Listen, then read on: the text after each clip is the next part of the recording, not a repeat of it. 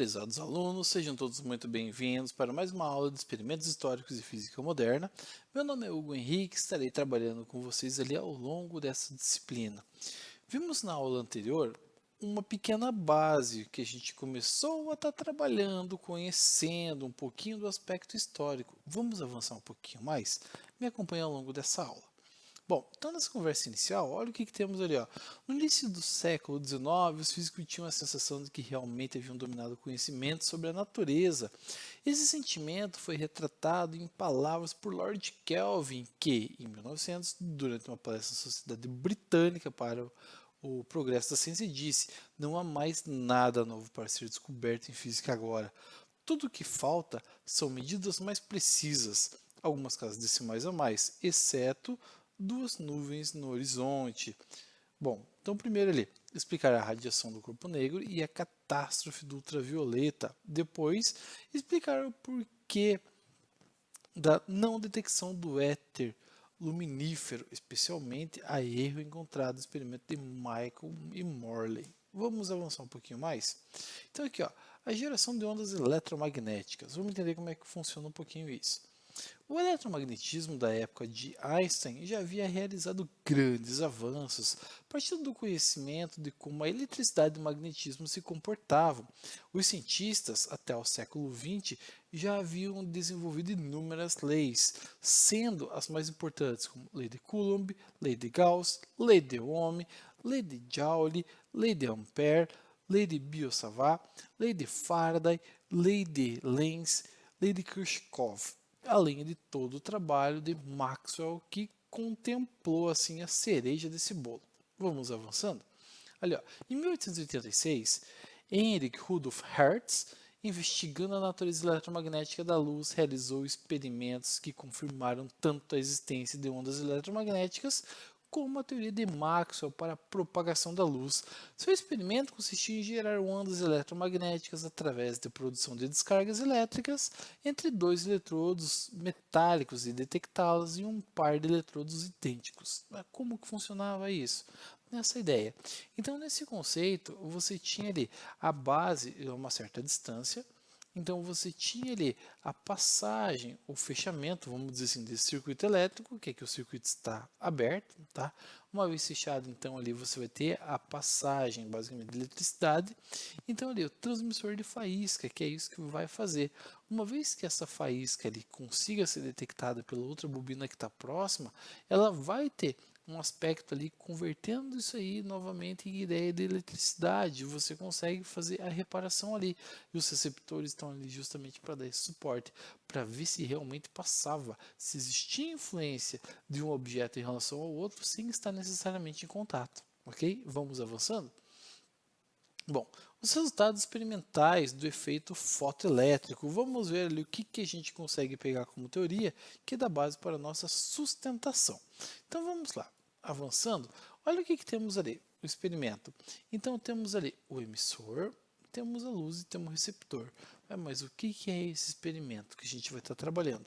A emissão de luz, você pega um objeto como o Sol, por exemplo, e ali você tem uma chapa metálica. Aliás, uma chapa metálica não, simplesmente uma chapa. E aí o que acontece? Você emite luz nela, dependendo da característica que você vai ter ali do comprimento de onda, você pode arrancar alguns elétrons que partem do emissor e chegam ao teu receptor, aonde você tem aquela ideia ali de um sistema fechado onde você vai finalizar o circuito. Percebam ali, duas letras, eu tenho V e A, então ali eu vou ter que o V representar a análise que você vai ter ali, então, da diferença de potencial, que acaba sendo existente no circuito, e o A seria a corrente elétrica. Perceba que mesmo assim você tem uma FEM, uma fonte eletromotriz, que está ali embaixo, representada ao lado da letra A. Ok? Então, olha o que está acontecendo ali ao longo desse processo. Os resultados obtidos que estavam sendo analisados, então dependia ali do potencial que você tinha inicialmente, que ele dava um acréscimo da corrente elétrica de maneira bem ampla, e depois ele estabilizando com uma certa voltagem. Ué, mas o que estava acontecendo nessa ideia? Por que dava esse boom no começo ali, daí de repente estabilizava com o passar do tempo? Então olha ali, ó. Então ele estava começando a fazer análise ali da intensidade e diferença de potencial na parte A e a frequência de diferença de potencial. Então percebam que você vai ter ali uma diferença de potencial bem ampla ali então, em função da intensidade que você acaba analisando. Depois você acaba pegando ali a ideia da frequência com a diferença de potencial.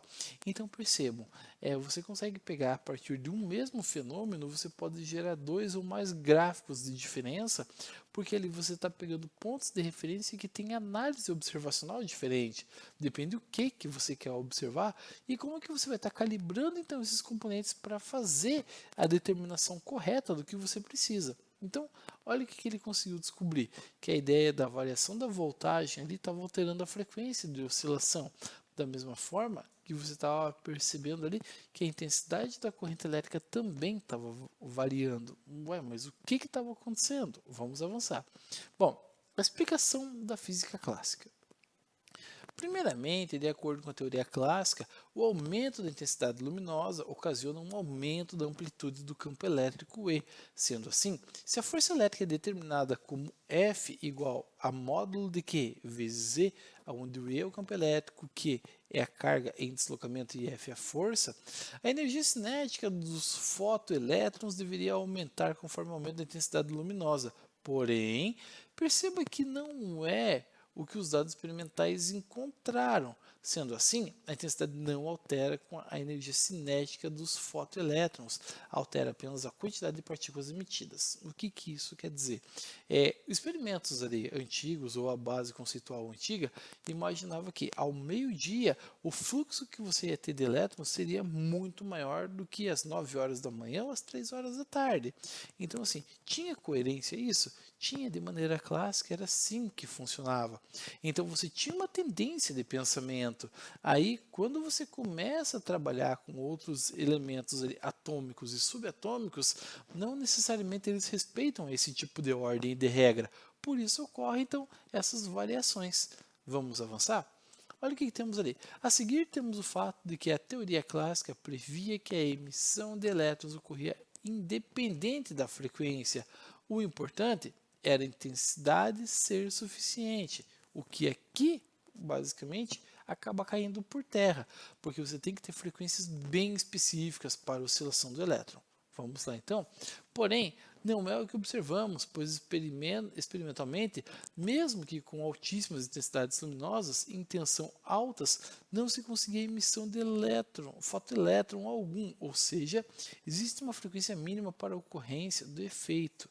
Muito bem, aí chegamos aonde eu queria trabalhar com vocês, aonde assim, a ideia que temos ali da mecânica clássica, então ele traz toda essa composição, aonde você teria um conceito de um fluxo maior associado à temperatura maior.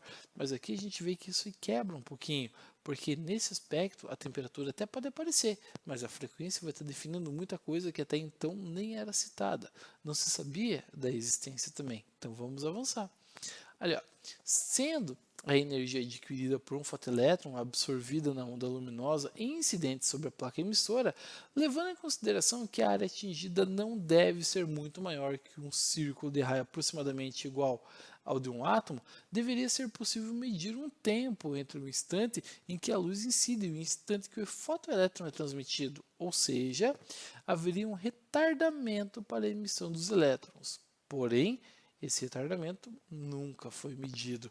Buscava-se alguma forma de justificar e explicar. Algumas tinham coerência, outras nem tanto.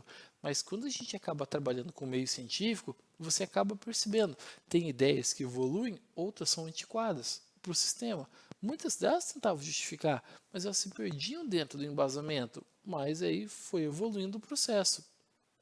Até Albert Einstein. Então, ali, nasceu na Alemanha em 1879, filho de judeus e excelente aluno desde muito cedo, diferente do que muitos de maneira equivocada acreditam.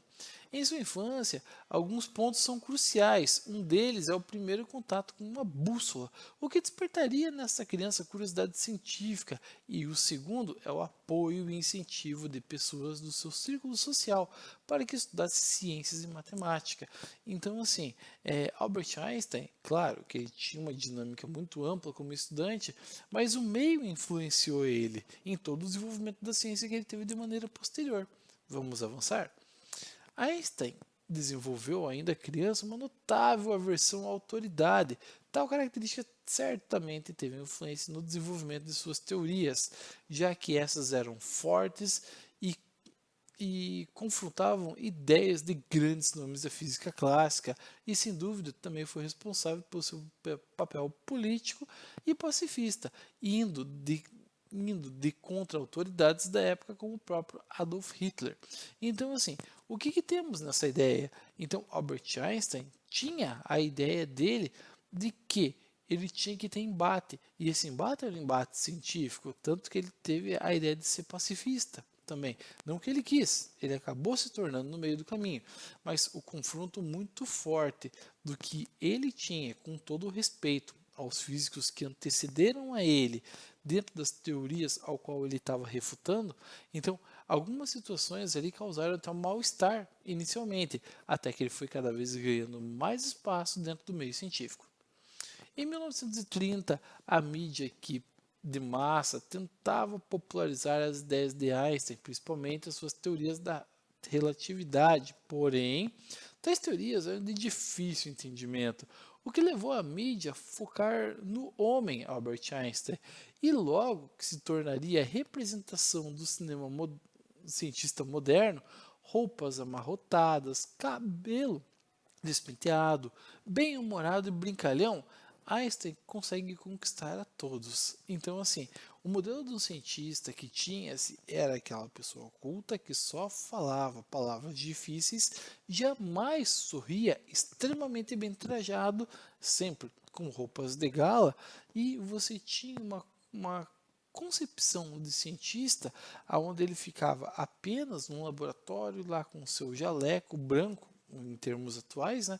E ali causando os desenvolvimentos da ciência. Quando vem Albert Einstein do jeito completamente diferente, então assim, até a imprensa começou a cativá-lo cada vez mais em função do seu bom humor, de suas características. A sua afeição fez com que ele se tornasse um pacifista de grande nome. Vamos avançar?